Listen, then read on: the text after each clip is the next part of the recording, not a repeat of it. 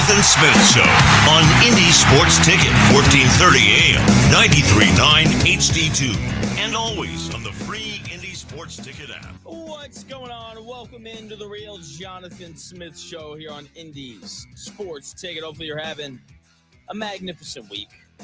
I know I am. Just rolling along. Bucks Pacers. Game 2 last night. Indiana Pacers picking up a big win. That's where we start today. Thanks for tuning in, no matter how you're tuning in. Whether that's YouTube, Indie Sports Ticket, if you want to head over there and subscribe and be part of the chat. Maybe you're listening via the Indie Sports Ticket app. Maybe you're watching on Twitter, __ Jonathan Smith. And as always, if you want even more from me, check out the My Take Is YouTube channel. Pacers, Bucks, Game 2. Plain and simple, the Milwaukee Bucks are not as good as the Indiana Pacers are.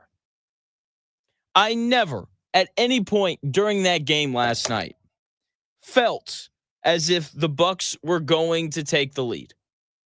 Never even had the slightest concern about it. Every time throughout that game that the Bucks cut the lead down to like 8 or 10, usually it never got below 10. They'd cut it down to like 12 or 11. The Pacers would come back and get a bucket. When the Bucks made that 13-0 run to cut it to 2 in the fourth quarter, no concern on my part whatsoever, because the Pacers just came down. They ran their normal offense. Kyle Kuzma fell asleep, caught a cramp. Something happened to Kyle Kuzma. And Pascal Siakam, wide open, right wing, cash money. Then Nembhard comes back down the floor. And this was not as good of a possession, not as good of a shot as previously, but Andrew Nembhard, for some reason, just plays his best basketball in the month of April. It's amazing. It's fun to watch. And he hits a pretty decent look. Like, it's not the look that you would have wanted, but he created space from Giannis, and he hit a big three. All of a sudden, boom, boom, Pacers back up by 8. Ball game was over. They generated, the Pacers did, so many open shots that it was going to be hard for them to lose the game because of that. Andrew Nembhard, I want to start with him. That way I don't forget him, because I'm going to talk a lot about Haliburton. He played another great game. He was really good in game 1. Game 2, just as good. You could argue he was better. 17 points, 6 assists, all while doing a very good job defensively, having to guard Damian Lillard, who wasn't great in his return. Only 14 points, 4 of 13 from the field, 2 of 8 from downtown. To be fair, he hadn't played in a month, and Andrew Nembhard's a really good defender. Here is Indiana Pacers head coach Rick Carlisle talking about Andrew Nembhard and his performance after the game. Nembhard is a terrific competitor, and the bigger the challenge, the more he loves the opportunity to rise to the challenge. Again, we put him in a tough spot on the step back he hit on Giannis. I mean, it wasn't a good possession. He got stuck with the ball with 6 or 7 seconds and manufactured, a big time shot, which we obviously really needed. So we want to avoid those situations whenever we can. But good teams like Milwaukee are going to put you in some tough spots. And, in those situations, you need somebody that can make a play. And he did. And, it was a very big moment. Rick Carlisle right there talking about Andrew Nembhard hitting that big shot over Giannis to put the Pacers back up by 8.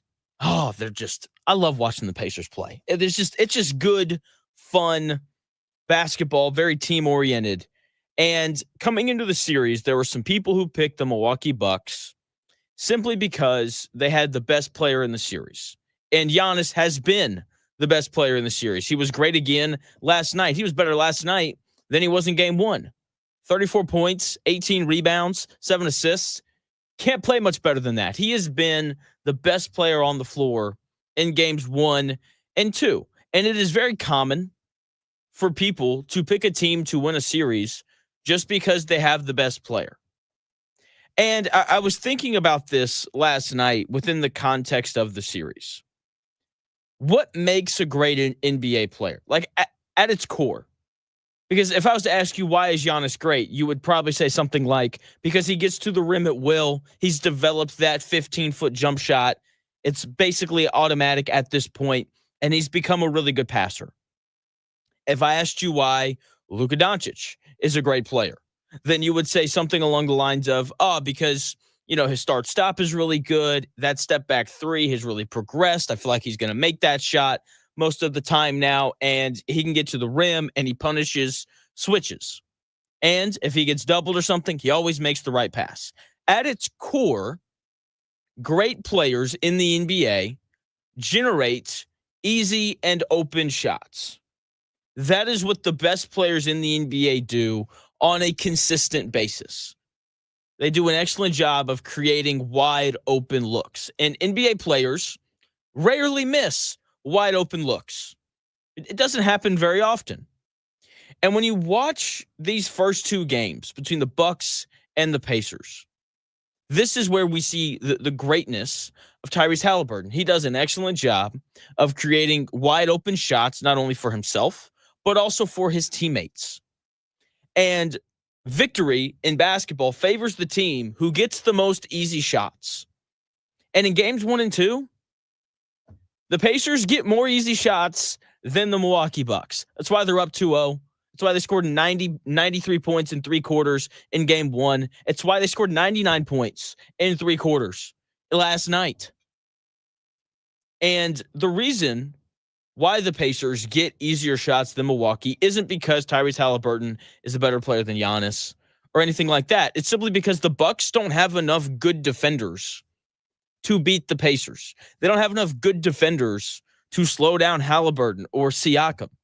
Meanwhile, the Pacers have guys who can at least make things difficult on Damian Lillard and Giannis for different stretches of the game.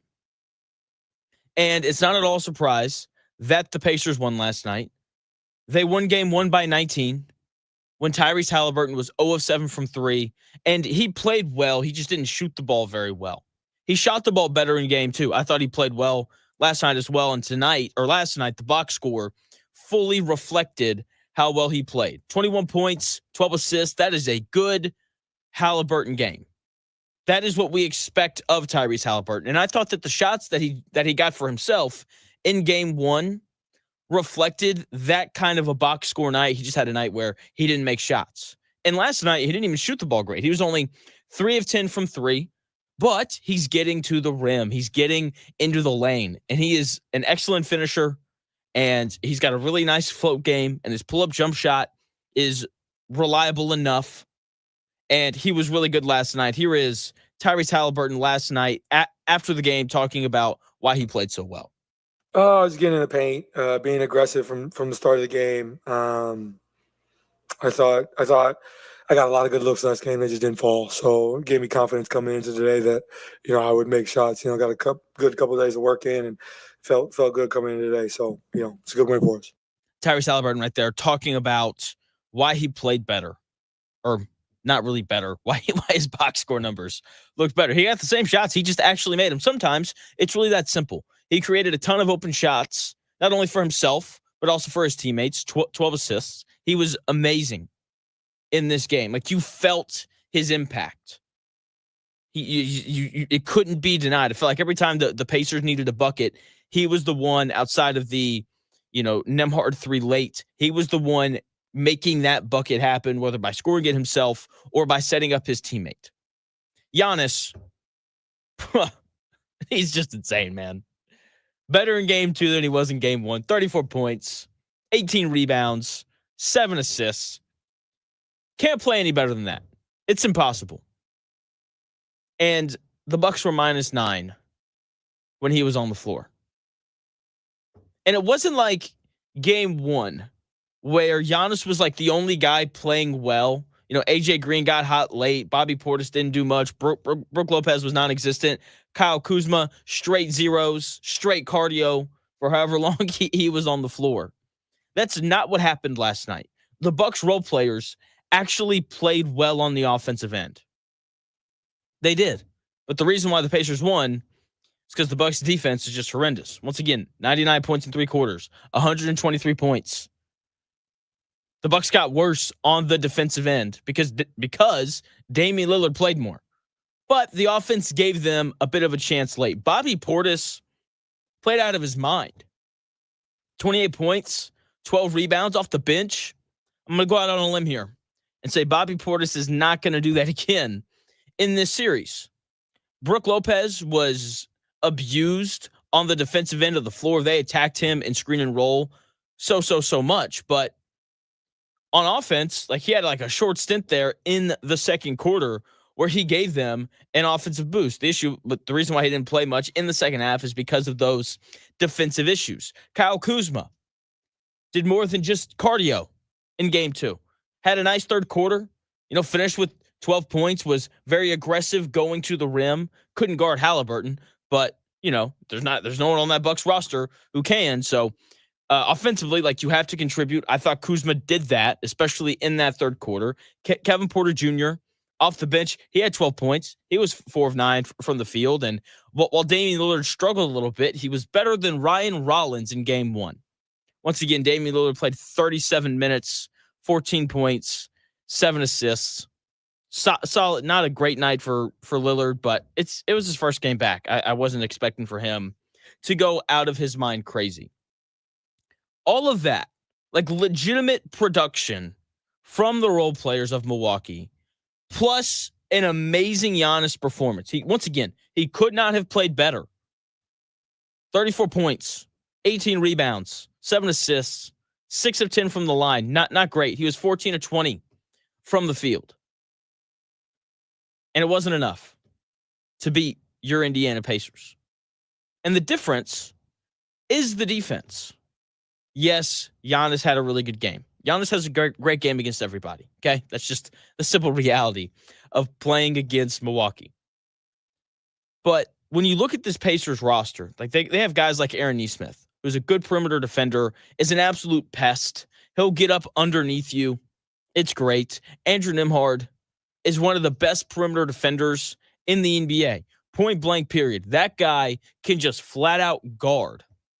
Pascal Siakam, good defender, not a great one, but when you watch him, like, you're not worried whenever he's defending someone. You're like, yeah, he's probably going to hold his own here. McConnell comes from that same tree of an absolute pest. The Bucks don't have anyone remotely like that. Taurean Prince is their best perimeter defender. Brook Lopez can't stay on the floor to protect the rim. They don't have anyone to defend the other team's best player, whether that's, Haliburton on the Pacers. If they were to advance, which they're not going to, I feel great about the Pacers going forward. But if they were, if something was to happen to the Pacers and the Bucks got to advance, they would get swept by Cleveland just because they wouldn't be able to guard anybody. And that's why they're going to lose this series and they might get swept. Like, I legitimately think that a sweep is in play for the Pacers. I mean, outside of that 13-0 run in the fourth quarter where the Pacers just missed open looks, minus the Nembhard shot that was defended well by Giannis, and I'm not talking about the 3 that he made to put him up 8. I'm talking about, like, he had the ball with like 7 seconds left on the shot clock, and he tried to drive, and he just dribbled himself into a bad spot. But it never felt like the Bucks controlled any part of that game. Pacers led wire to wire, most of it by double digits. I mean, they came out, and I thought that the Bucks were going to throw the first punch. That did not happen. There was no punch thrown by the Milwaukee Bucks until that fourth quarter. Pacers come out, boom, 8-0 run. And they just never look back. And I do think, however, that the best way for the Bucks to pull a game off of the Pacers was shown tonight. They're not going to get stops. So don't even worry about it. If I was Doc Rivers, I would sit in my office and I would go like, you know what? Defense is overrated. More points, please. That's like that is what Milwaukee should do. They should play lineups designed to put up 140 points, put Pat Connaughton out there and see if he gets hot from 3, play AJ Green more minutes, see if he gets hot from three. Don't even play Taurean Prince because he can't guard Haliburton. There's no point. Absolutely no point. Go with someone else who's a bigger offensive threat because the Bucks are simply not going to defend their way to a series win. It's not going to happen. In order for them to beat the Pacers, they're going to have to score a boatload of points to win a game, to win a single game. That, or hope that the Pacers have like a weird shooting variance night where they shoot like 8 of 29 from three. That is what they should do. Will they do it? Probably not, because I don't think Doc Rivers is a super talented head coach. We'll see what ends up happening. But yeah, I don't know how the Bucks are going to win a game. They got a great role player game last night. They had dominant, full tilt Giannis doing everything that he does well. And then, Lillard, what wasn't great. That's probably what's going to have to happen. Like, Lillard's going to have 30, and Giannis is going to have 30. Like, they're both just going to have to play out of their minds. That is probably the path for them to win a game. That, or hope that, they shoot like 21 of 42 from three, like the Timberwolves did in game 1 against the Lakers. They didn't do that last night. I am going to talk about that game probably a little bit today. We got more NBA playoff basketball going on later tonight. Magic Celtics game 2 is lined up to happen. Heat Cavaliers game 2, and then Warriors Rockets. That series is nothing short of electric. But the Pacers are, man, they just look so good right now. And part of it is the matchup. Like this is a good matchup for them. Round 2 against Cleveland will be much tougher if the Pacers can find a way to win 2 more games, which I feel pretty good about them doing after watching them play games 1 and 2 against Milwaukee. When we come back here in about 4 minutes, I've got a little bit of audio from Rick Carlisle getting a little fired up, and Tyrese Haliburton talking about Haliburton being voted the most overrated player in the NBA according to NBA players. That, man, the Carlisle stuff's pretty great. It's pretty fiery. Trust me, you're going to want to hear the audio, and I've got it for you when we come back in about 4 minutes.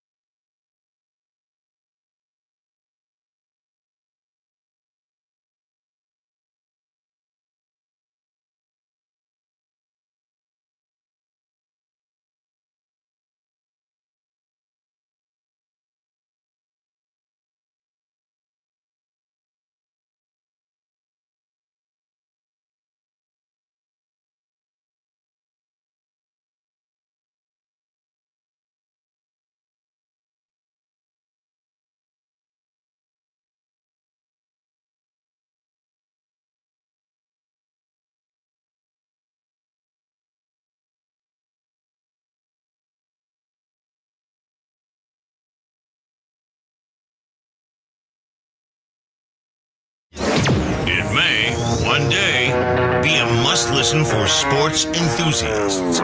Yeah, and monkeys might fly out of my butt. Uh-oh. The Real Jonathan Smith Show on Indy Sports Ticket 1430 AM, 93.9 HD2, and always on the free Indy Sports Ticket app. What's going on? Welcome back to the Real Jonathan Smith Show here on Indy Sports Ticket. Hopefully you're having a nice week. Wednesday, Pacers, big win last night over the Milwaukee Bucks to take a 2-0 series lead. And so The Athletic, they do this player poll every year. Send out a survey to every player, and then players have the option as to whether or not they want to answer. And one of the questions on the poll is, who is the most overrated player in the NBA? And Tyrese Haliburton, our guy here in Indianapolis, was voted the most overrated player in the NBA. Here is Rick Carlisle talking about that poll and Tyrese Haliburton being voted the most overrated player in the association. I heard about this, and the other guys on the list were Jimmy Butler and Giannis, right? And I want to see the guys' faces that voted those guys. I want to see the faces of those guys. All right, this is a poll. Not everybody even answered in the poll. All right, guys were able to answer if they wanted to. They were asked on camera or with a microphone. The whole thing's bull. Okay, and it's just it's really a shameful thing. It's just a shameful thing. All right, Jimmy Butler would be a finalist for MVP if he had gotten to Golden State a month and a half earlier. I mean, what that guy's done. And Giannis, are you kidding me? I'm done. Thank you. Guys. Rick Carlisle. Let's go. Calling the Athletics poll BS. Oh, it's awesome. Oh, it's great. I love it. Go to bat for your guy. Also, Indiana Pacers. Whoever does your YouTube stuff, shame on you for cutting that. Because that is an awesome clip. I had to go to Twitter to find it. It wasn't hard to find. And look, Coach Carlisle is exactly right. He's exactly right. And Tyrese Haliburton is an excellent player. No way around it. I talked about this, in that open. Just great players in the NBA at their core find ways to generate great shots for their teammates or for themselves. That is why Nikola Jokic is the best player in the world. He creates more great shots for his teammates than anyone else, or just more great shots for his team than anyone else, whether it's him scoring the basketball or it's someone else. LeBron James was the best player in the world for a long time, because for a long time, he created great shots for himself or for his teammates more than anyone else. At its core, when we talk about the best basketball players in the world, that is the thing that we value more than anything else. And sure, sometimes we go to these like tiebreakers of, they both do a good job of scoring the ball and creating for their teammates, but this guy's a better rebounder. So I'm going to put him one slot ahead, or this guy's a great rim protector. So I'm going to put him a couple slots ahead. But at its core, when you're looking for great players to lead your team, and more importantly, to win playoff games like Tyrese Haliburton has done the last 2 years now, you're looking for a guy who makes offense easy. That's what you're looking for. And Tyrese Haliburton makes offense easy like very few other players do in the NBA. Seriously, he has been the best playmaker in the NBA for the entire second half of the season. It hasn't been Jokic, because Jokic is good for 3 or 4 turnovers a game. He is. Haliburton's good for 1. And that's it. The dude is nothing short of incredible. We saw it last night. 21 points, 12 assists. And how many turnovers? Probably 0. Oh, he had 3. Still, what a terrible game with a 4-to-1 turnover ratio. Jeez Louise, Tyrese, can you pull it together? The dude's been amazing, and I'm with Carlisle. Like, sign your name on it, man. And to go through some of the other guys who got votes on this, Rudy Gobert was second at 10%, which is not surprising because people don't like Rudy Gobert. Trae Young at 8.9%. Jimmy Butler is on the list at 5.5%. So he's on there. Giannis he got 2.2% of the vote. That's so funny to me. Because like that dude's insane. John Morant made the list. Draymond Green, Bradley Beal probably should have been higher. The fact that LaMelo Ball only got 1% of the vote is bizarre to me. Can't believe that in the slightest, really, but that's fine. So yeah, love the fact that Coach Carlisle got super riled up about that. Tyrese Haliburton did not.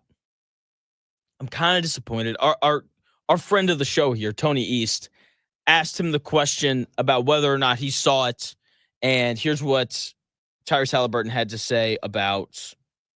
Here's what Tyrese Haliburton had to say about being named the most overrated player in the NBA. You've told us before you're 2 online. Did you see the anonymous player poll that came out today?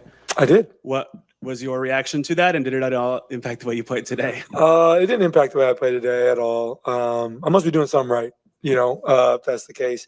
I don't have a big speech or comment on it. I mean, all I care about is this locker room and winning games, and we're in position to go to Milwaukee and continue this series on. So not too worried about that. I know I am. I'm confident in my own skin and not worried about what anybody thinks. My teammates trust me. So does my front office, my coaching staff. So I'm good. I could care less. Tyrese Haliburton saying he could care less about that poll. By the way, pet peeve of mine. It's I couldn't care less. Okay, like let's just get that in order. Okay. I love that he's unbothered by it. I think he's lying. I do. He's too big of a competitor. He talks too much trash. And that's the thing. Like guys who talk trash tend to care a little bit more than guys that don't. Not saying that guys that don't talk trash don't care because, Kawhi Leonard, he clearly cares. Tim Duncan, when he played, he very clearly cared as well. So I'm not buying that he just doesn't care about it at all. I don't think it impacted how he played, though. I thought that he just had a good, solid Tyrese Haliburton, played to the level of expectation that we have for him kind of game. Once again, 21 points, 12 assists, 5 rebounds, turned it over 3 times, but that's going to happen sometimes. So all in all, like he had a great game. He set the pace for this team. He generated so many big and important open shots down the stretch for the Pacers. And like, that's what you want from your best player. No way around it. That's what you have to have. And he does that as well as almost any other player in the NBA. Coming up tomorrow night, the NFL draft. Can't wait for it. Psyched, amped up, ready to go. And Shane Steichen had his media availability yesterday, and he was asked about, just like what they're looking for. And where Chris Ballard is not direct, Shane Steichen very rarely is, and he was yesterday. He said, I want a pass-catching tight end. That is basically what he said. He goes, we are looking for a pass-catching tight end. And hey, man, I hope they get it. But what's really interesting is the difference between Shane Steichen directly talking about it and Chris Ballard's response to it.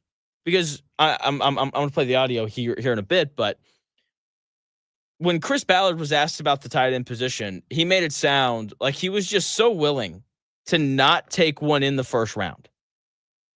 It's what he made it sound like. And for the Colts, like they clearly need one. Shane Steichen clearly needs one. I've talked about it. Like when you go back and you look at his offense when he was in Los Angeles with the Chargers, Hunter Henry, best year of his career, came in that Shane Steichen, Justin Herbert system. The best year of Dallas Goedert's career came the year that Shane Steichen was in Philadelphia. They need one. They want one desperately. Kylan Granson not cutting it. That's why he's gone.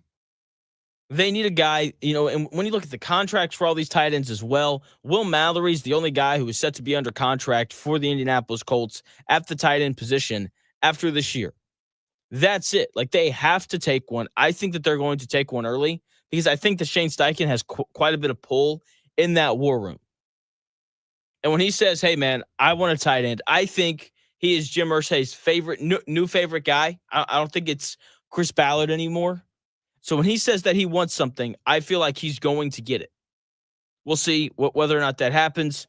We're going to kind of compare and contrast their thoughts, Chris Ballard's and Shane Steichen's thoughts on the tight end position when we come back here in about 4 minutes.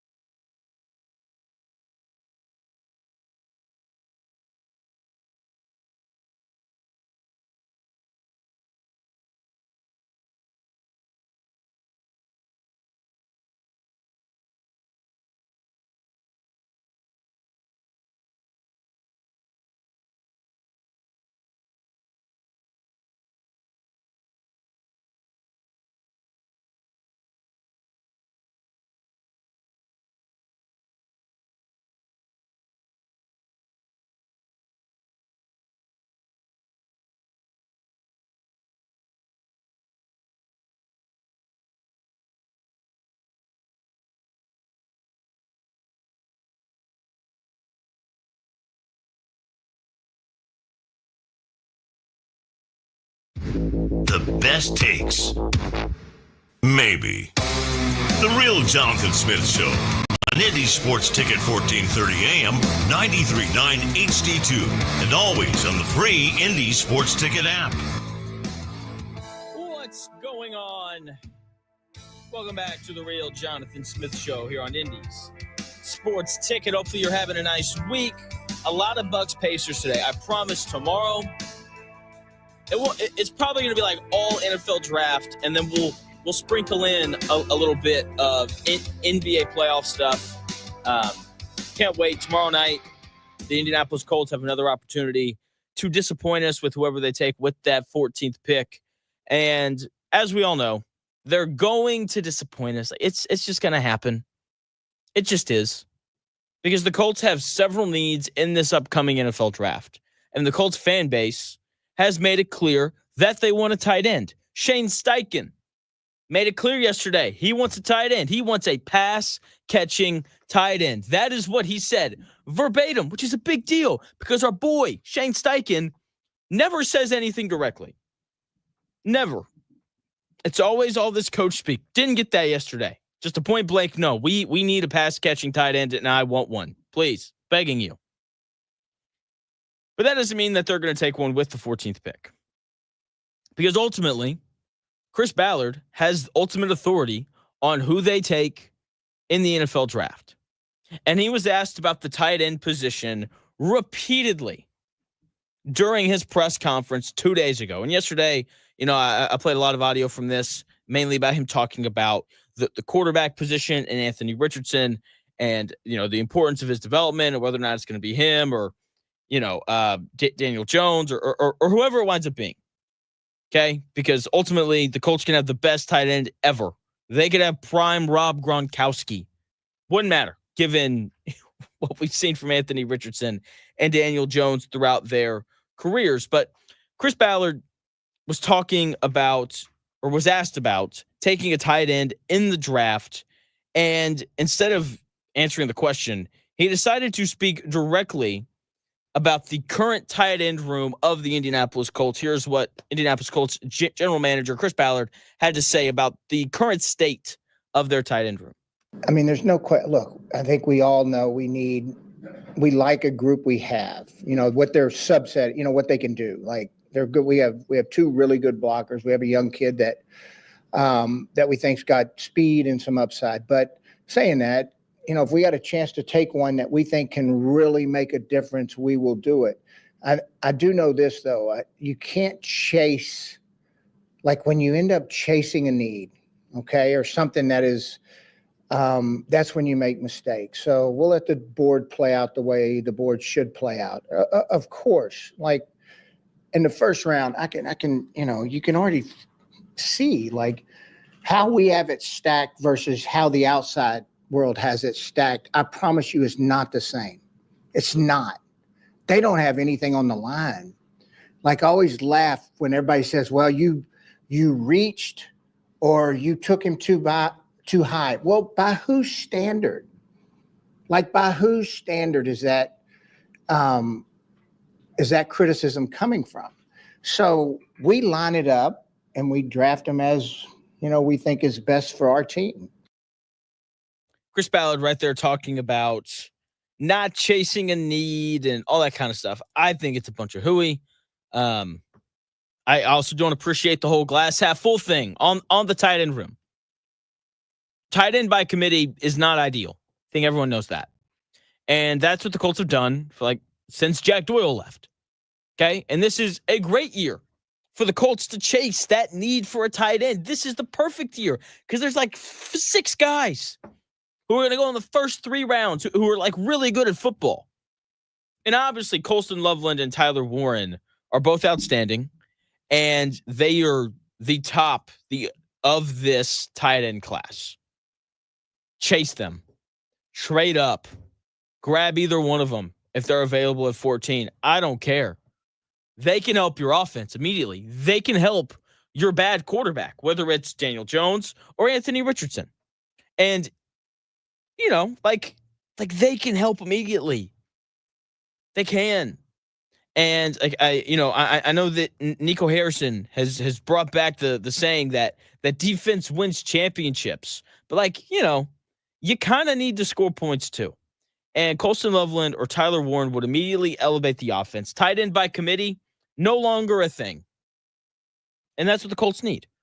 Okay, they need to elevate the offense. They need to elevate their quarterback. And the best way to do that is to bring in a big tight end who can control the middle of the field. And either one of these guys would do an excellent job in helping them do that. So chase one of them. Chase them and add a potentially great player to your offense, because it is not a given that either one of them are going to be fantastic. It's not. Honestly, if Chris Ballard drafts you, my confidence in you immediately goes down. The Colts need more great players. And both of these tight ends could be that. They should be that. They should be. Not saying that they will be, but they both project out to be really good players. And Chris Ballard also had a quote where he lays out everything that he wants in a tight end. And during it, he compliments Jack Doyle. Here's Chris Ballard talking about the traits that he's looking for in a tight end. Well, I mean, look, you'd like to have a guy that could they have to be able to play on all three downs, but one that can affect the middle of the field. One of the most underappreciated players to ever come to this program is Jack Doyle. He is. The guy was great. He was great. I don't think everybody recognized that, but all he did was block the edge consistently, do all the dirty work, and catch every ball thrown to him. That's all he did, and gave us a real threat in the middle of the field. Was he a dynamic, going to average 15, 16 yards catch? No, but he was a damn good player. Want somebody who can be consistent and actually be a guy that the defense has to, account for. The three down part is big, because if that guy, and look, all of them have to be functional enough to block. That's to me the hard one to find.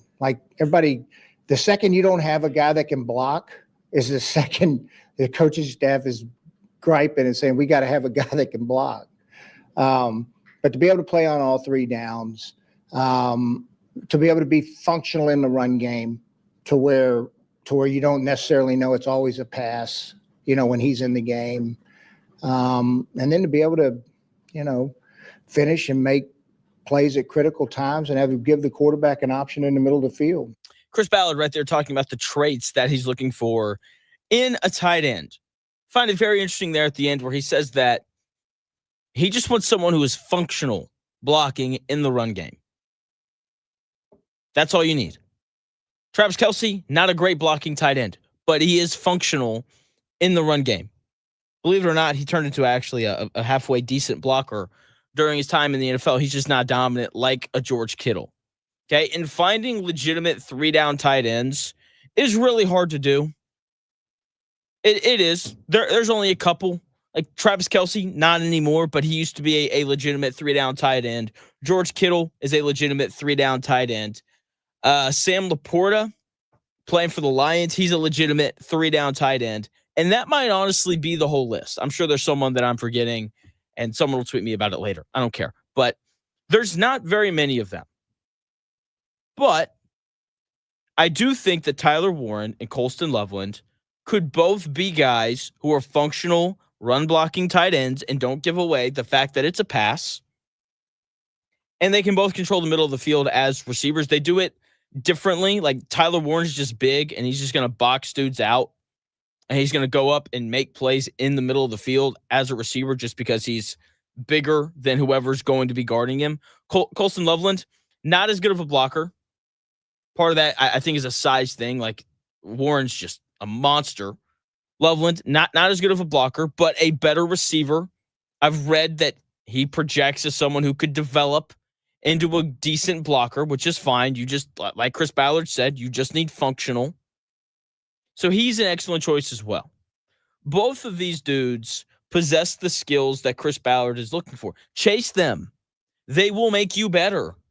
Plus, Shane Steichen made it clear yesterday. He wants a pass-catching tight end. Go and get one.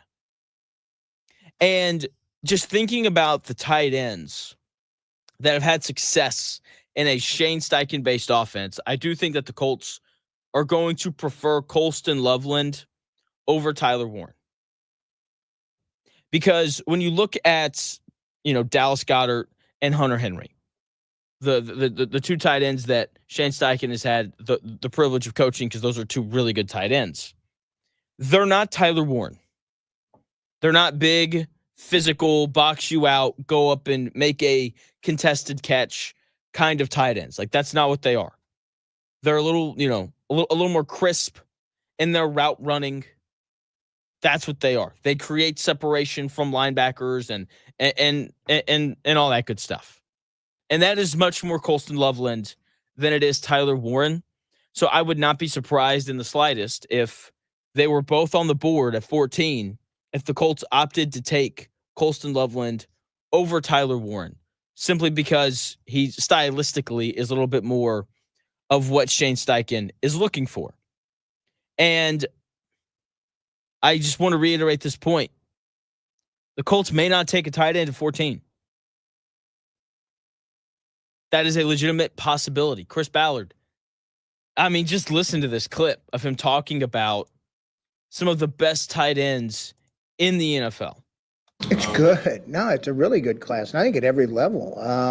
But it's a good class. The one thing, funny when if you look at some of the better tight ends in this league, and they come from everywhere. Kelsey was a 3. Andrews was a 3. Kittle was a 5. Like, they come from everywhere. Bowers was a 1 last year. Like, they come from everywhere. But it's a good class. And we think there's some good depth in this class. Chris Ballard right there talking about just the depth of this tight end class. And he throws out how,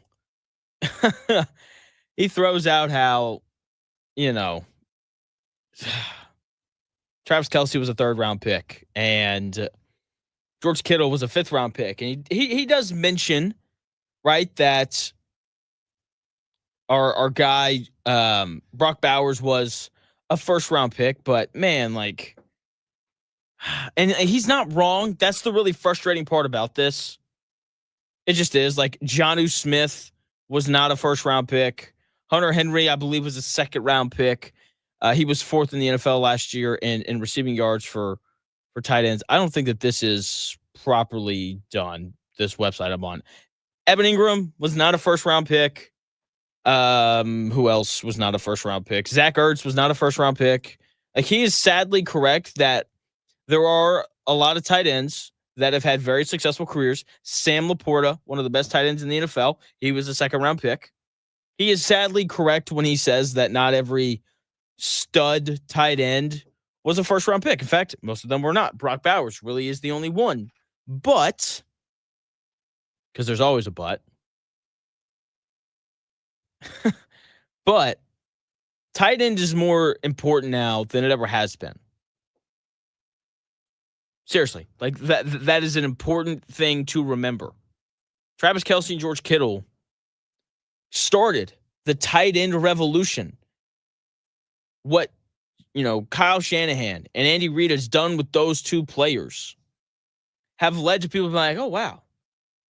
You mean big athletes that can catch and pass and block are very important? Wow, we should probably invest a little bit more in those guys. Both of those players were drafted before tight ends became the new fad of the NFL. And now, in order to get a good tight end, you have to spend a premium pick on that position. And the Colts should, because they haven't developed tight ends in their building. See, that's the thing. George Kittle was a big dude and very athletic coming out of Iowa.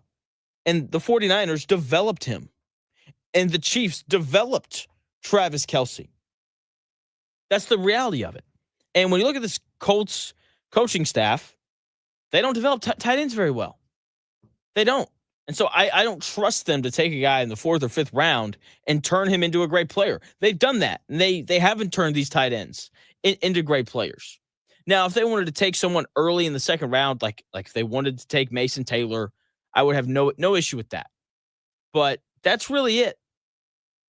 So there are going to be good tight ends available in the second and third round of this year's NFL draft. I don't care. Take the elite prospect in the first round with that 14th pick.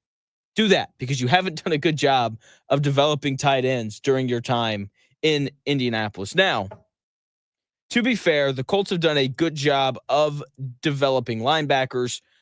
Chris Ballard was asked about the linebacker position during that press conference as well, and he actually made some good points here. I mean, I know y'all think it's a position we've been pretty good drafting and developing. I give our coaches and scouts a lot of credit for that. You know, we drafted JC that we think is going to be really good. Now, he had some offseason surgery, but, you know, when we took him and moved him from safety to linebacker, we thought the transition was really, really good. And don't forget now, EJ Speed, it wasn't like he came on right away. You know, it took him a little time. Zaire Franklin did not come on right away. Great special team player, but eventually became a linebacker that was a good player. We got some young kids, Alubi, who we really like. We got McGrone. We got some young players we like. So, and we think the draft's got some good players. So we'll add some depth and competition, hopefully, in the draft. Chris Ballard right there, making it known that they're probably going to take a linebacker at some point. I'm not putting Jahad Campbell out of the picture just yet. Because not only is that guy a linebacker, but he was a 5-star edge rusher coming out of high school who was just like, I'll play linebacker if it means that I can play. So he can do both of those things. And to the Colts' credit, if they don't take a linebacker, I won't be overly worried about it because Chris Ballard's correct. They have done a decent job at drafting and developing linebackers later in the NFL draft. Maybe this, Carly's guy, he had that one game last year where he had like 20 tackles and we never heard from him again. Maybe he does wind up turning into a great player. So if they wanted to wait and take a guy later, makes total sense to me. Do not do that, though, with the tight end position because your track record of drafting and developing these guys just isn't there. It's just not there. Simple as that. When we come back, top of the hour, Pacers. Big win over the Milwaukee Bucks last night to take a 2-0 series lead. They're not going to make a very big deal out of it. We just defended home court. Man, I think the Bucks are really going to struggle to win a game. The Pacers win in 5. I won't be surprised. If they swept the Bucks, I wouldn't be surprised either. They are just clearly the better basketball team, and that was on full display once again last night. I'm going to tell you where you can see the Pacers simply being a better basketball team when we come back at 11 o'clock.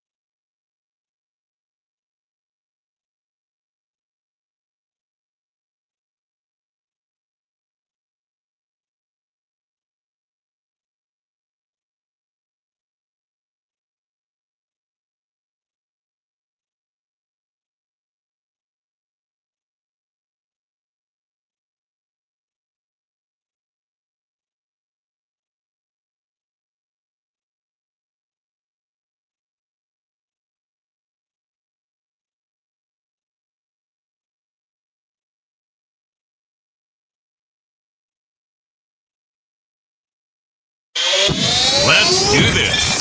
It's the Real Jonathan Smith Show on Indy Sports Ticket, 1430 AM, 93.9 HD2, and always on the free Indy Sports Ticket app. What's going on? Welcome into the Real Jonathan Smith Show here on Indy Sports Tickets. Thanks for tuning in, no matter how you're tuning in, whether that's YouTube, Indy Sports Ticket. If you want to head over there and subscribe. Maybe you're watching on Twitter, __ Jonathan Smith, if you want to follow me there. Maybe you're listening via the Indy Sports Ticket app, which you can download wherever you find your apps. And as always, if you want a little more from me, you can check out the My Take Is YouTube channel. The Milwaukee Bucks are simply not as good as the Indiana Pacers are. No way around it. That entire game, I never felt like the Bucks had a chance to win. Every time throughout the game that the Bucks cut the lead down to around 10, whether it was 11, 12, 8, whatever it was, the Pacers responded with a bucket.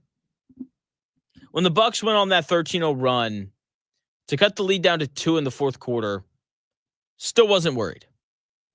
Because I just knew, based on watching game 1 and everything that had transpired in game 2, I just knew that the Pacers were going to get another good shot. And that's exactly what happened. They got Pascal Siakam, wide open, right wing, nothing but net. 5-point lead for the Indiana Pacers. And then they come down. Giannis gets to the rim. Miles Turner does a good job of defending the rim, forces a miss, grabs a rebound. They push it back up the floor. They get Nembhard switched onto good old Giannis Antetokounmpo. Nembhard hits a pretty tough shot. Step back over the top. 3-pointer. Pacers go up 8. And that was it. They just generated so many more open shots, and it was going to be hard for them to lose the game because of that. And here really quickly, but before I start talking about Haliburton, because I thought he was awesome last night, Nembhard, just another great game. 17 points and 6 assists while playing outstanding defense on Damian Lillard, who made his return last night. 14 points, 7 assists, 3 rebounds on 4 of 13 shooting, only 2 of 8 from 3 for Damian Lillard. He did play 37 minutes, and he was fine. Not a huge difference maker. That being said, he was better than Ryan Rollins, so at least you got that going for you, Milwaukee Bucks fans. But here is Rick Carlisle after the game talking about Andrew Nembhard and just his impact on the game. Nembhard is a terrific competitor, and the bigger the challenge, the more he loves the opportunity to rise to the challenge. Again, we put him in a tough spot on the step back he hit on Giannis. I mean, it wasn't a good possession. He got stuck with the ball with 6 or 7 seconds and manufactured, a big time shot, which we obviously really needed. So we want to avoid those situations whenever we can. But good teams like Milwaukee are going to put you in some tough spots. And, in those situations, you need somebody that can make a play. And he did. And, it was a very big moment. Rick Carlisle right there talking about Andrew Nembhard, who is just such an important and impactful player for this Indiana Pacers team. He just is. He's their best perimeter defender. He did a really good job last night on Lillard. He's a really good connector. Like he just always seems to make the right decision when the ball touches his hands. He's big. He's like 6'4", 6'5". The 3-point shot hasn't been as consistent this year as it was last year, but it doesn't really matter because he can get to the rim and he finishes really well, and he's got a nice little mid-range game on top of that as well. So he's really good for the Pacers. He's very important. He's a great running mate with Tyrese Haliburton because of the defense and his ability to also bring the ball up the floor. I thought one of the best things that they did in game 1, given how the Bucks were defending Haliburton, was they let Nembhard bring the ball up the floor. And like having another guy who can do that is really important. He does a good job of running that second unit whenever he's asked to as well. So he's a very important player for the Indiana Pacers, and hopefully he can continue to play well throughout the playoffs because you need good players to win games. And the Bucks had the best player in the series. I mean, Giannis 34 points, 18 rebounds, and 7 assists. Like, you can't play much better than that. He is the best player in the series. He has been the best player in the series in these first 2 games. And it is not uncommon for people to pick a team to win a playoff series in the NBA simply because they have the best player. And I was thinking about what makes players great the other day.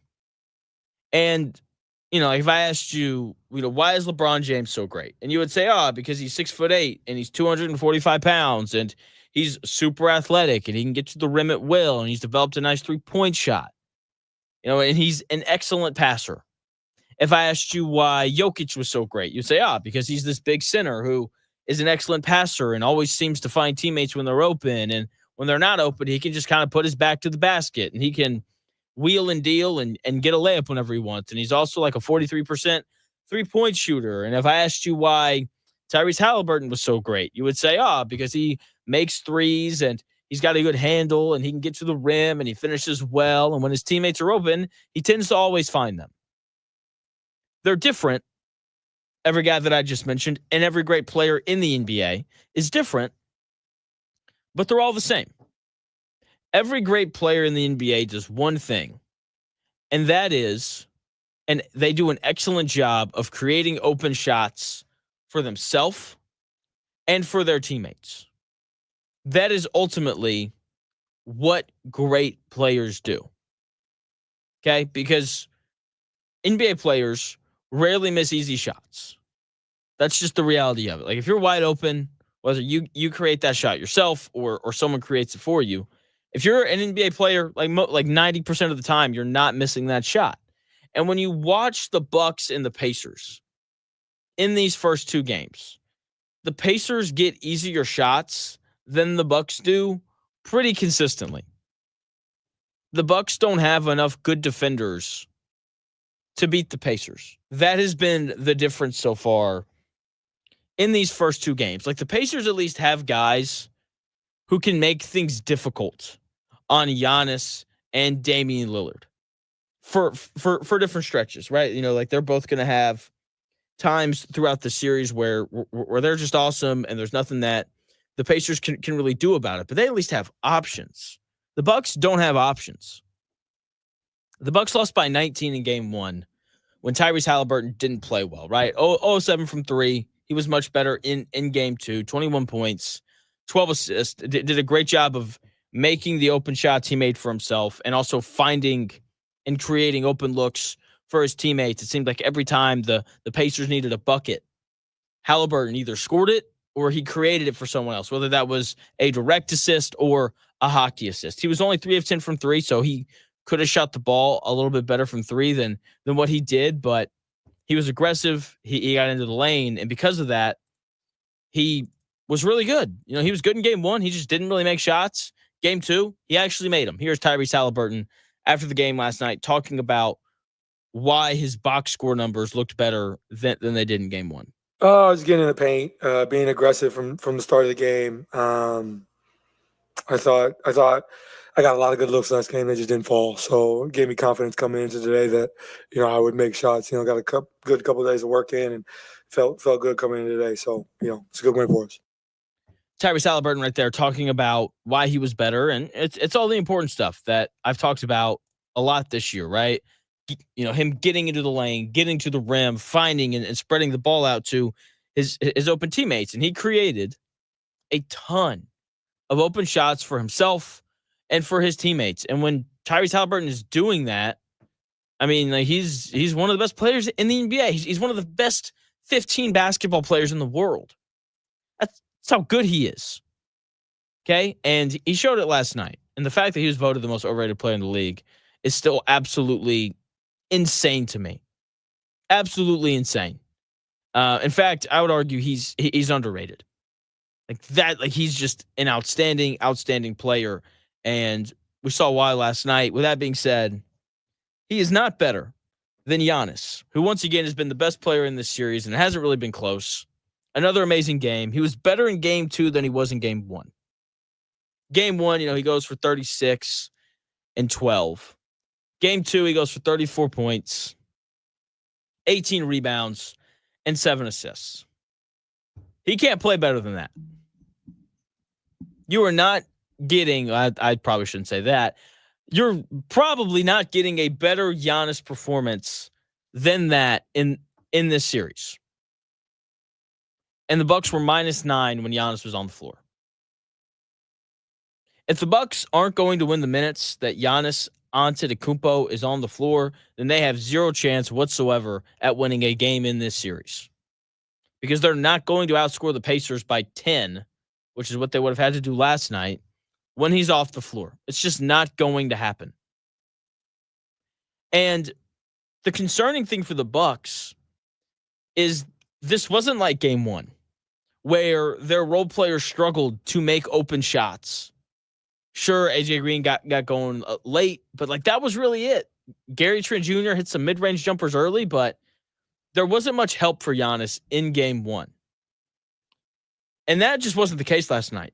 The Bucks offense was much improved from game 1. Their defense wasn't. They gave up 99 points in 3 quarters, and they gave up 123 points for the game. That wasn't an improvement from the Bucks, but the offensive end of the floor, how much better they were, gave them a chance to win the game late. You know, the Pacers missed some open shots. Bucks go on a 13-0 run. Next thing you know, they're only down 2, and then the Pacers started to make open shots again. But the offense gave them a chance, and that's because Bobby Portis was amazing.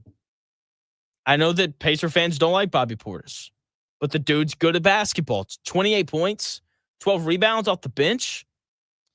You're not getting that from him again. Like, you're just not. He's not, like, his playoff career high is 29. He's not getting 28 and 12 for you off the bench again. It's not happening.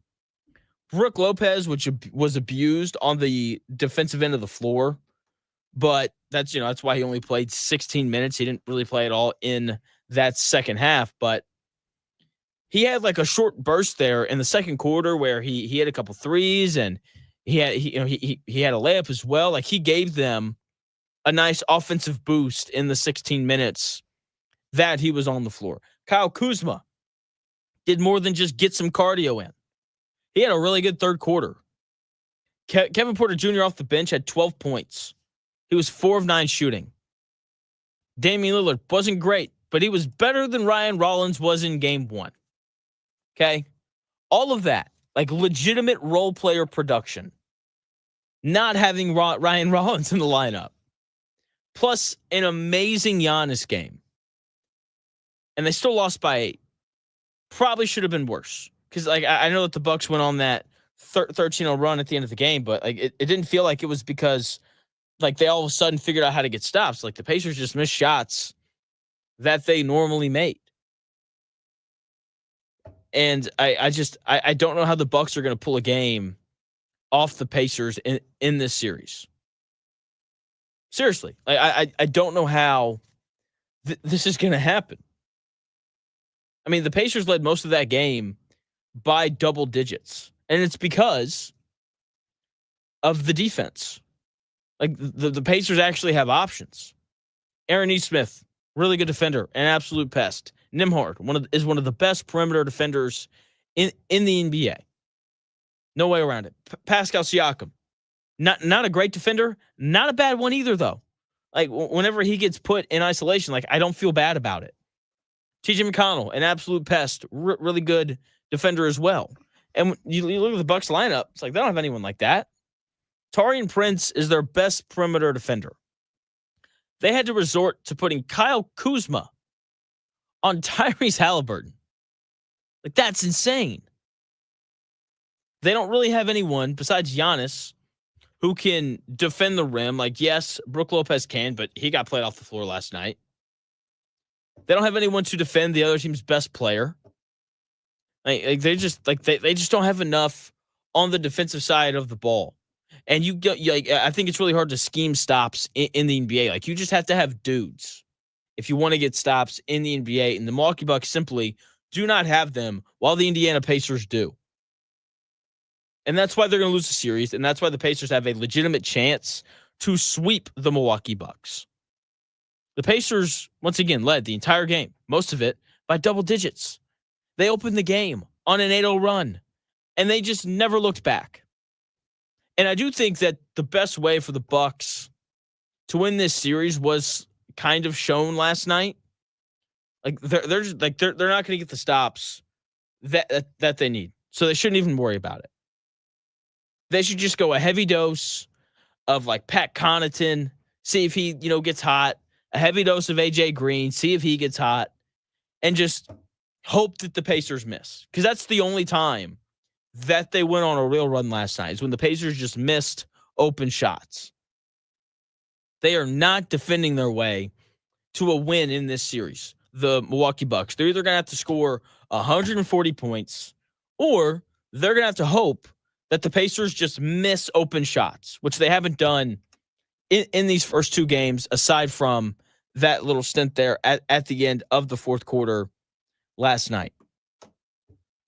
Pacers, telling you, legitimate chance to sweep the Bucks, which would be awesome. I hope they do, because people don't like the Pacers. I think it's great. I'm glad that people don't like Haliburton and people don't like the Pacers. I'm glad that these two teams don't like each other. We had a couple more scuffles last night. I think it's great. And Pacers, man, this is a really good basketball team. Really, really good. And I just wish that more people would recognize that. Now, that is not the only basketball going on. We had basketball games last night. We got basketball games going on tonight. More NBA playoffs. I'm going to get you ready for the games tonight when we come back here in about 4 minutes.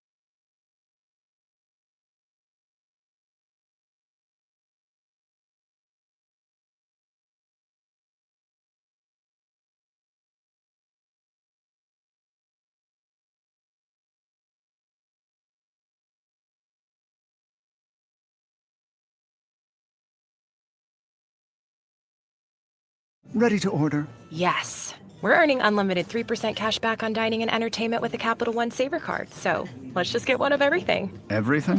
Fire everything. The Capital One Saver card is at table 27, and they're earning unlimited 3% cash back. Yes, Chef!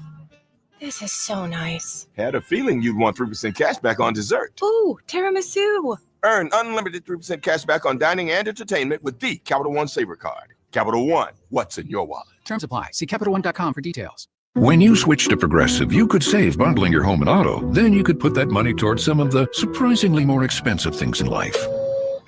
Attention passengers, we've reached 10,000 feet and internet is now available for purchase. I just paid hundreds for this flight, and you can't even throw an internet? I'll just take the free pretzels. Sorry, but I do have snack boxes for sale. I'm just gonna sleep. In that case, we are selling pillows and blankets as well. I'll just breathe. That's free, right? Life costs a lot, so bundle and you could save with Progressive. Progressive Casualty Insurance Company, affiliates, and other insurers. Not available in all states.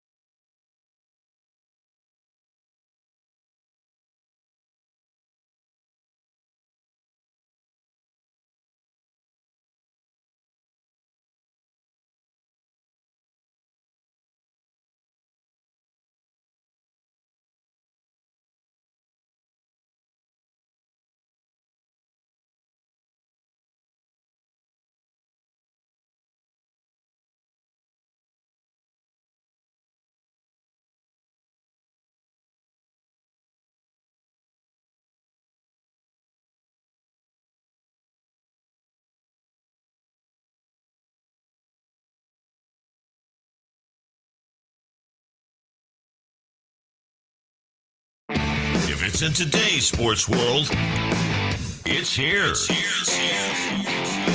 The real Jonathan Smith Show on Indy Sports Ticket 1430 AM, 93.9 HD2, and always on the free Indy Sports Ticket app. What's going on? Welcome back to the real Jonathan Smith Show here on Indy Sports Ticket. Hopefully you're having a nice week. It is Wednesday. Pacers up 2-0 in their series. Lakers picking up a big win last night, evening up their series. NBA playoffs, there's just nothing better.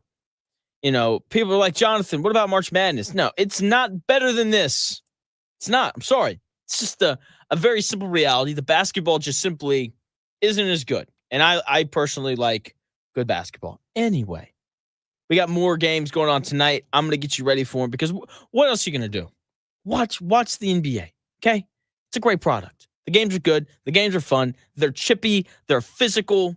It's awesome. So, Orlando, Boston, game 2 tonight. This is the first game of the evening. And the Magic lost game 1 despite having a lead at halftime. Okay, so they come out first half, and they played a really good first half. The defense was excellent, which isn't surprising at all because the Orlando Magic have one of the best defenses in the NBA. They grabbed every rebound. They were incredibly physical, and their 2 best offensive players scored the basketball at a high level. Paulo, 19 points. He hit 3 threes in the first half. That's a big deal because the Magic just don't have enough shooting. Franz Wagner, very good as well. 15 points at the half. Never want to see him attempt another 3 for the rest of my life as long as he has that weird hitch in his 3-point jump shot that he weirdly doesn't have in his mid-range jump shot. Don't know what's going on there. Kentavious Caldwell-Pope, he hit a couple 3s as well. It's a big deal for the Magic. He was supposed to be a guy who provided spacing in the offense this year, and he hasn't really done that. It's amazing. It's almost like when you stop playing with Nikola Jokic, your production decreases. Who would have thought? But they had what I would say is a good offensive first half for the Orlando Magic, and they only scored 49 points. That is the problem with them.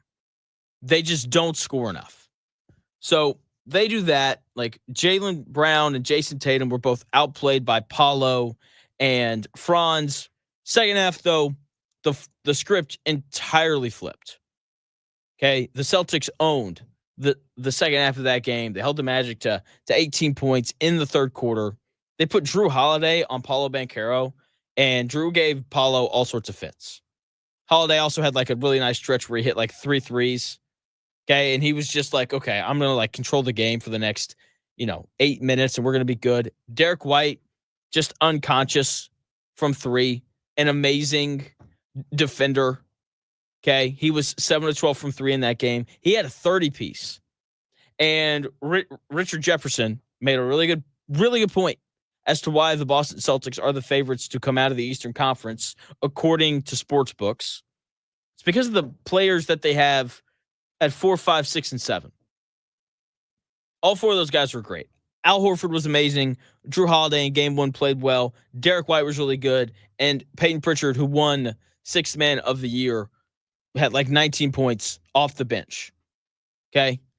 And when you have role players like that, you're just going to be really tough to beat, especially when you have Jason Tatum, who's one of the 6 best players in the world. Jaylen Brown not having as good of a year, but that is the reigning Finals MVP. And Kristaps Porzingis is kind of a matchup nightmare. He wasn't very good in game 1, but they didn't need him because of those 4 role players.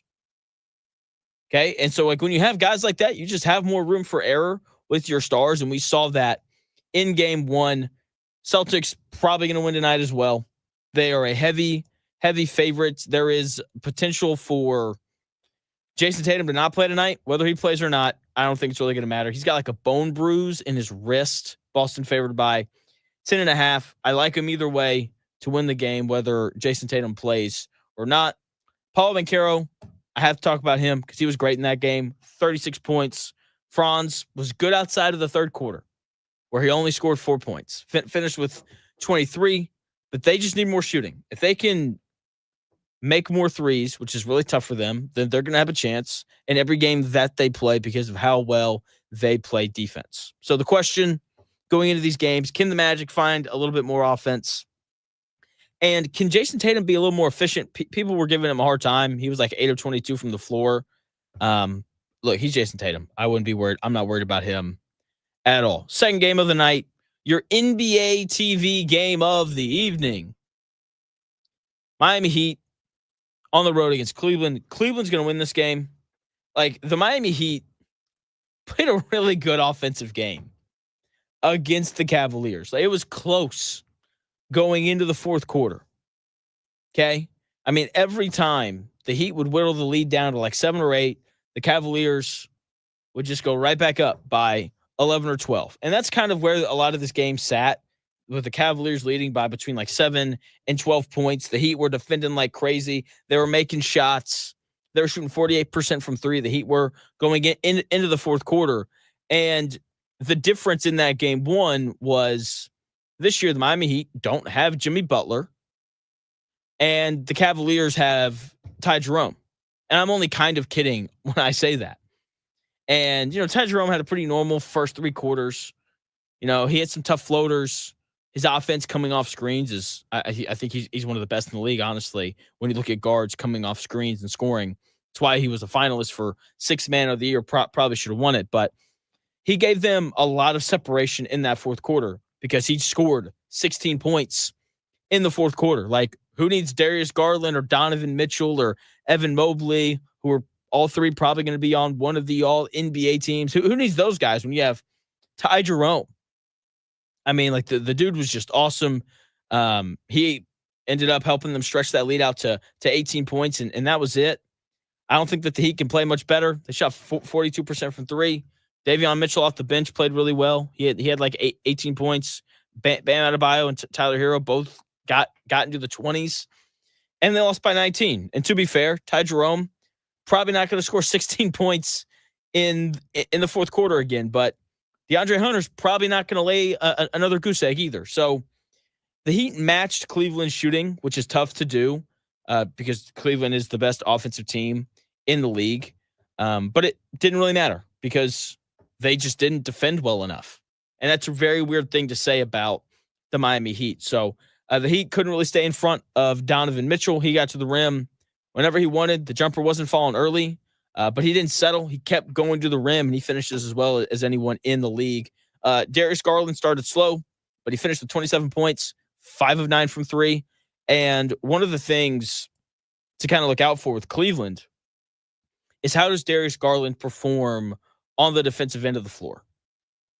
Because he's undersized. He just is. He's a small guard, but he held his own on the defensive end, which is important because the teams are going to try to pick on him and get him into tough switches. And when the Heat did that, Darius Garland did a really good job of holding his own. Then again, like, it's the Heat, it's Tyler Hero and Bam Adebayo. Like, they're definitely better offensive players in the NBA than those two guys, as good as they are. Like, I don't want to be disrespectful, but like, it's not like he's guarding Pascal Siakam or Giannis or Jason Tatum. It's going to be very different when he has to guard guys like that. So we'll see, but it was a very encouraging sight if you're a Cleveland Cavaliers fan. Still like the Heat still like the Cavaliers in 5. I have too much respect for the Heat to say that they'll get swept. Game 2 tonight. Very intrigued to see, does Donovan Mitchell continue to be amazing? Because he was. Like, playoff Donovan Mitchell's a thing. Like, he just gets buckets at an entirely different level whenever the playoffs starts. Does DeAndre Hunter get going? Does he start to knock down some open shots? Because he missed all of them in that first game. Ty Jerome part 2, maybe? I hope so. Love watching that guy play basketball. And then the biggest thing that will dictate the outcome is, can the Heat generate more offense? Like, they have to find a way to score a little bit more. I don't think that they're going to be able to do it, but that's why you play the games, to see if teams can figure it out or not. And then the nightcap, the best game of the night, the game that you need to watch. Golden State Warriors, Houston Rockets, game 1. Oh, man. This series is going to be an absolute war, to a point where if/when this series goes 6 or 7 games, the winner of this series will probably lose game 1 of whoever they play between the Timberwolves and Lakers in round 2 because of just how tough and physically tolling this series is going to be on both of these teams. That game 1 was incredibly physical. Both teams fighting it out for rebounds. The Rockets grabbed most of them, but the Warriors, man, like they were trying so hard to rebound and they just couldn't. If they had, then they would have won the game pretty easily. The Rockets grabbed an insane 22 offensive rebounds. When you grab 22 offensive rebounds, you should probably win. They shot 39% from the floor. That's the thing about having 22 offensive rebounds. It means that you missed a lot of shots. They missed 53 field goals. They shot 6 of 29 from 3 and 11 of 20 from the foul line. And look, you can get all the offensive rebounds you want, but at some point, you have to make shots. And the Rockets scored 85 points. It's their lowest point total of the season. Like, you're not winning if you're only going to score 85 points against Steph Curry and the Warriors. And, a lot has been made of the Rockets and their defense, but just a nice little reminder, the Warriors have had the best defense in the NBA since they made that trade for Jimmy Butler. So please keep that in mind when thinking about the Golden State Warriors. I think we're going to see the Rockets continue to run this 2 big lineup with both Sengun and Adams on the floor. But it doesn't really matter if they can't put the ball in the bucket. The Rockets took 11 more shots than Golden State, and they made less total field goals than Golden State. That just can't happen if you want to win. Okay, here's the thing, though. They're going to guard the Warriors well. They held the Warriors to 95 points. And when you hold the Warriors to 95 points, like, you're going to give yourself a chance to win. Because most teams in the NBA usually break 100. Here's the biggest difference in the game, though, for me. When I watch the Rockets offense, I don't know why it's bad. When I watch the Warriors offense, I know why it's bad. And when I say that, obviously both of these teams went through scoring droughts. And when the Warriors offense struggled for stretches, it was because the Rockets defense was excellent.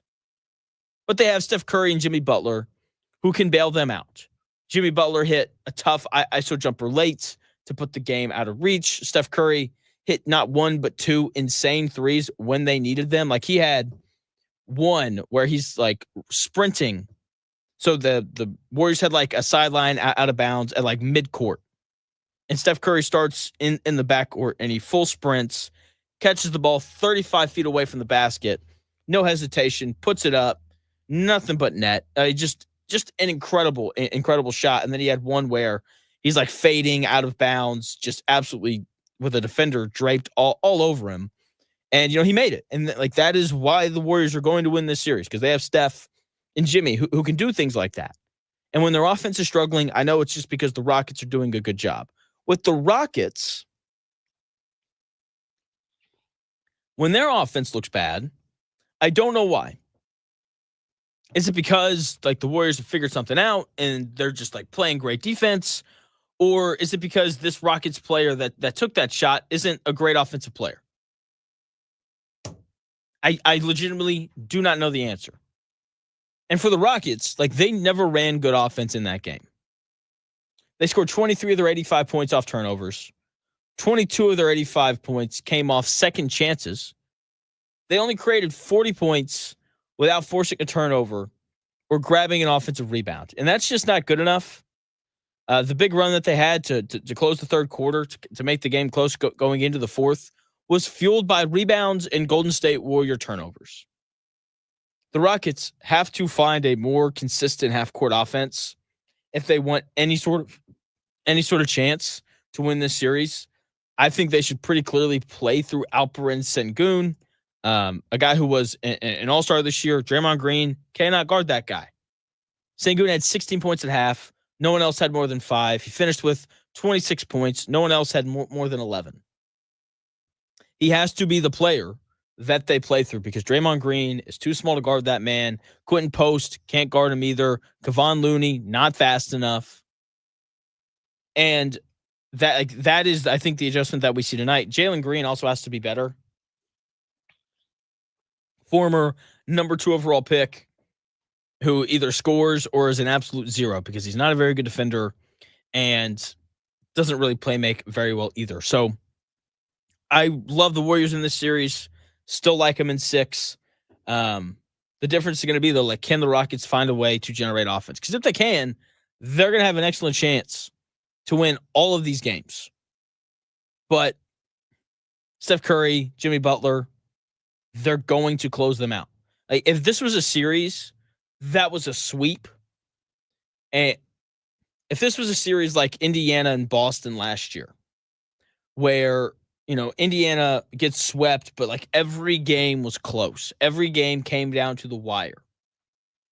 If this series was like that, Rockets and Warriors, I would not be surprised, because I think these two teams are very evenly matched, but the Warriors have been there before, and they have Jimmy Butler and Steph Curry, and the Houston Rockets simply don't have those guys. So those are the games going on tonight. I can't wait to watch them, especially that 9:30 game. It's going to hit like crack. It's going to be fantastic. Can't wait. Also, can't wait for the draft tomorrow night. Very intrigued to kind of see who ends up going where. Kevin Potts is set to join the show tomorrow. We're going to talk about the draft. Obviously, we'll talk Colts, but really just the entire draft in general. Chris Ballard had a press conference a couple of days ago talking about the draft. Shane Steichen spoke to the media yesterday about the draft. Getting into all that when we come back. More specifically, we're getting into the tight end position when we come back here in about 4 minutes.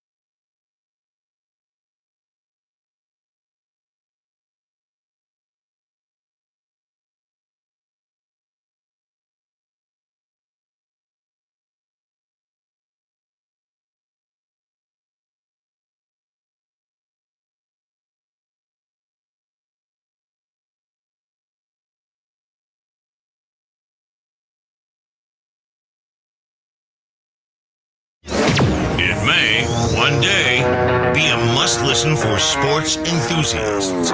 Yeah, and monkeys might fly out of my butt. Uh-oh. The Real Jonathan Smith Show on Indy Sports Ticket 1430 AM, 93.9 HD2, and always on the free Indy Sports Ticket app. Welcome back to the Real Jonathan Smith Show here on Indy Sports Ticket. Hopefully you're having a nice week. Thanks for tuning in, no matter how you're tuning in, whether that's YouTube, Indy Sports Ticket. If you want to head over there and subscribe. Maybe you're watching on Twitter, _ Jonathan Smith, if you want to follow me there. Maybe you're listening via the Indy Sports Ticket app, which you can download wherever you find your apps. And you can also listen to me on the My Take Is YouTube channel. Nice little side thing I got going on over there. If you want to go over there and check that out. Chris Ballard will be disappointing us tomorrow night, NFL Draft. It's tomorrow. Jeez, crazy. I will not be watching the draft. People who watch the draft, I don't understand. I don't really want to see sob stories about every single thing that goes on during, like the NFL draft. It's not even about the players that get drafted anymore. It's not. It's about like all their traumatic stuff, like ESPN, ABC, whoever ends up broadcasting the draft. It's like they put together all these packages of like the worst thing that has ever happened to all these kids. I'm just like, you know what? I just want to know like if they're good at football or not. That's really all that I care about. And so I will not be watching the draft. I can't take all of the sob stories that are going to be thrown our way. And I would much rather watch the NBA playoffs instead, because tomorrow night we got more great games. We got Knicks Pistons tomorrow night.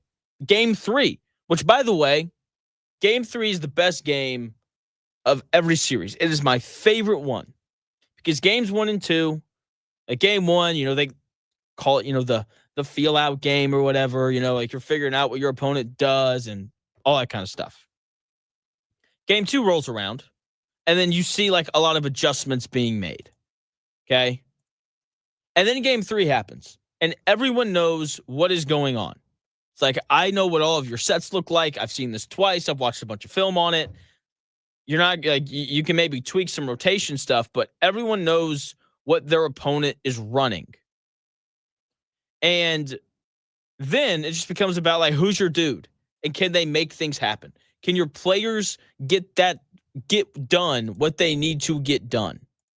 And yeah, so definitely going to be opting to watch game 3 of Knicks Pistons tomorrow night over, the NFL draft, because like I said, I just, I'm going to get all the all the notifications on my phone that I need, and it'll be great. Also, shame on you, NBA, for putting Oklahoma City and Memphis on TNT and not Nuggets versus Clippers. That's insane. Anyway, Colts, NFL draft. Got a little sidetracked there. Chris Ballard was asked a couple days ago during his press conference about taking a tight end, and instead of just answering the question, he instead decided to talk about the current state of the Indianapolis Colts tight end room. I mean, there's no question. Look, I think we all know we like a group we have. What their subset, what they can do. Like they're good. We have 2 really good blockers. We have a young kid that we think's got speed and some upside. But saying that, if we got a chance to take one that we think can really make a difference, we will do it. I do know this, though. You can't chase, like when you end up chasing a need, okay, or something that is, that's when you make mistakes. So we'll let the board play out the way the board should play out. Of course, like in the first round, I can, you can already see like how we have it stacked versus how the outside world has it stacked. I promise you it's not the same. It's not. They don't have anything on the line. Like I always laugh when everybody says, well, you reached or you took him too high. Well, by whose standard? Like by whose standard is that criticism coming from? So we line it up and we draft them as, we think is best for our team. Chris Ballard right there talking about the tight end room. And I just hate the fact that he tried to do the whole, our tight end room is good. We've got good players in our tight end room. Yes, you have good players in your tight end room. That's why you're considering taking a tight end with the 14th pick. It's also why every tight end that you have on your roster, except for one, are going into the final year of their deal. But no, you have great players in your tight end room. Sorry, I'm just not buying the whole glass half full tight end room thing with the Colts. Tight end by committee is not ideal, as the Colts have proven over the last 6 years. Okay? And he talks about not chasing players. Chase players. Chase positions, especially this year. Chase the tight end position. You need a tight end. Colston Loveland, Tyler Warren, they're both outstanding. They're a little different, but